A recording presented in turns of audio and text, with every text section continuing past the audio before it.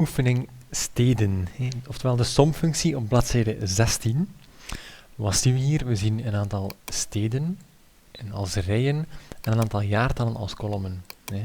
Nu, het doel van de oefening is om per jaartal, dus per kolom, een optelling te maken van alle inwoners van alle steden. En dat doen we op de oude manier door onze formule te beginnen met s gelijk aan, dan eerste cel plus tweede cel plus derde cel plus vierde cel plus vijfde cel plus zesde cel plus zevende cel. En dan op enter te drukken.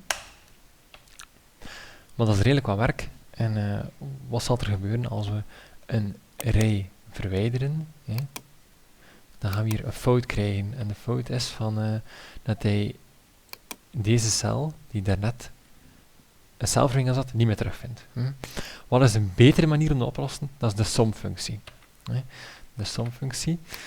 Dan gaan we de somfunctie als volgt beginnen. S gelijk aan, zoals elke formule. Dan typen we som, grote letters, kleine letters, niet belangrijk. Haakje open. En dan wordt er een bereik of een aantal getallen gevraagd. Bij ons is dat dit bereik. We kunnen dat selecteren. Of we kunnen ook het bereik zelf typen. B2.B8. Haakje toe. Enter. We kunnen dat ook voor de tweede kolom doen. Jaartal 1900. Haakje toe. Enter. We kunnen dan voor alle kolommen verder typen, maar er bestaat ook iets als de vuilgreep in Excel. En dan hier rechts onderaan de cel zien we een kleine verdekking.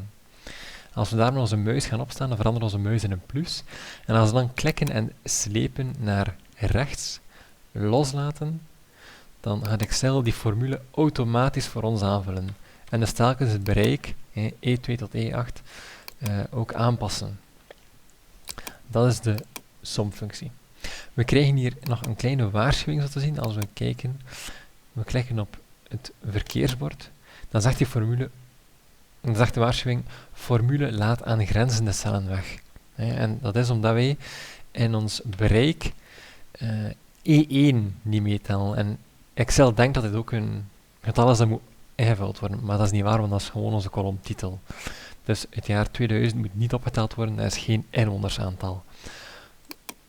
We moeten dat niet negeren, maar we kunnen ook gewoon klikken fout negeren en dan verdwijnt de groene pijl. Dat was oefening steden.